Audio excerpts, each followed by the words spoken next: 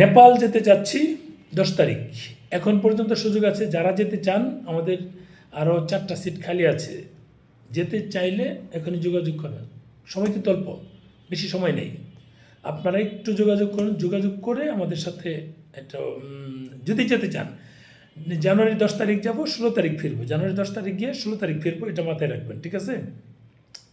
আপনারা এই যে নাম্বারগুলো দেওয়া থাকবে 018-04-277-213, এই নাম্বারটা কন্টিনিউ আছে, আপনারা যোগাযোগ করে এটা দিয়ে দেন। আর আরেকটা নাম্বার 01811980830, এটাও আছে, আপনারা একটু যোগাযোগ করে এগুলা শেষ করে দেবেন।